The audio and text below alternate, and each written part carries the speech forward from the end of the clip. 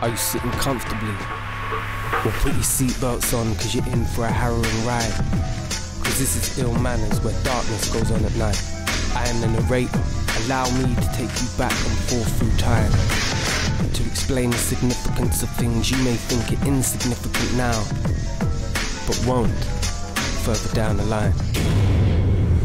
Growing up, I got kicked out of school and I went to it's what we call a pupil referral unit, which is like a school you go to and get kicked out of comprehensive school.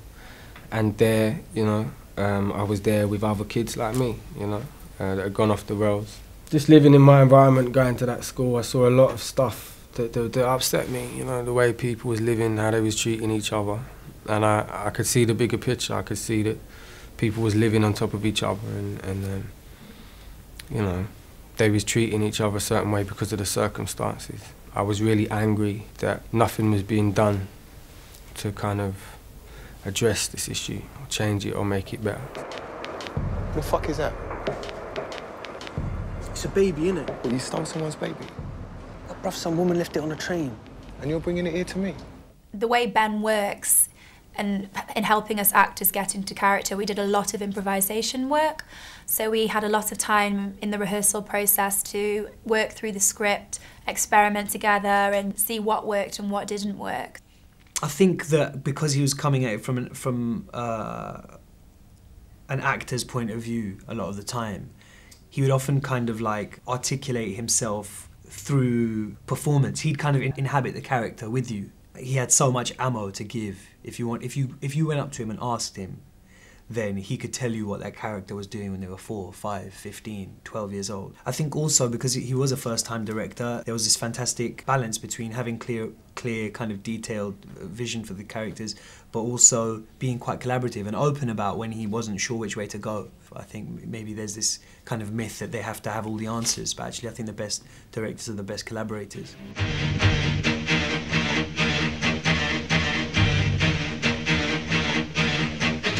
I found the editing process the hardest because you have all these takes, and with the actors I would let them improv slightly. So that's where you get the nuances between certain characters, stuff you didn't expect to happen, naturalistic kind of relationships between people, their sense of humour that they have with each other. And I would become very precious about those moments and try and make them fit into a scene that really we just in terms of watching the film, we just needed to get in and out. And in the end, I had to actually just give the film away to another editor, and I just, I allowed him to be as brutal as he needed to be. I got the film back and I was so angry at him.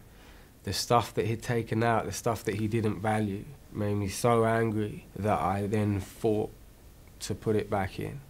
And anything that I had forgotten about, obviously, I didn't feel that strongly about. And that's how we managed to get to the, the finished version of the film. Good sir!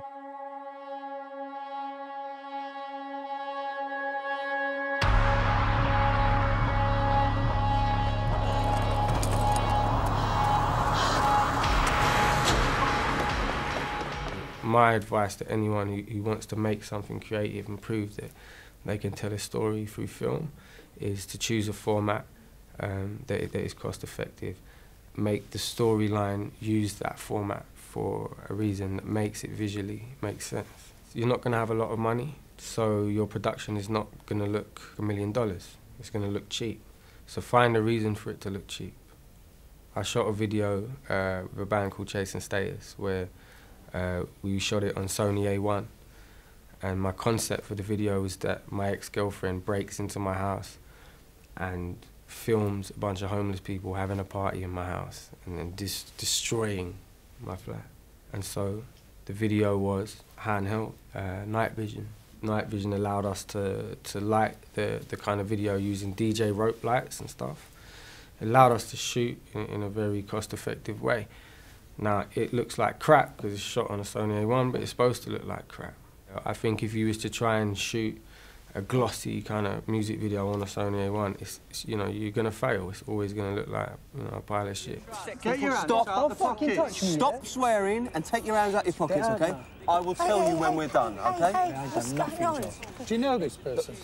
Yeah, I do. What's he done Look, wrong? it's just a routine check at the moment, okay? Yeah, I ain't done nothing, Aaron, John. Aaron, just shut up, all right? I think creatively it's quite a unique film.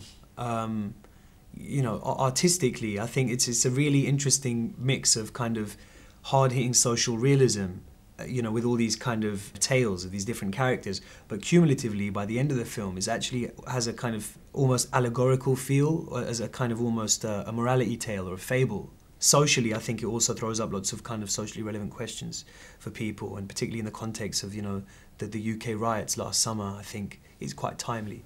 This film also, which I've been trying to make since 2007, you know, it's I don't know, man. I really want to make a difference, and I think beyond this film brings awareness to it, but beyond this film, you know, it would be insincere of me not to actually put physical time into trying to change this, which is why I've gone back to my old school now, and I'm working with the young kids. Oi! I said, oi! What you looking at, you little rich boy? But poor, man here, run home and lock your door. Don't come out in no more, you could get run for real. Yeah, because my mind is ill. How about that part? It was still sick, though. Wow. No, I know about that.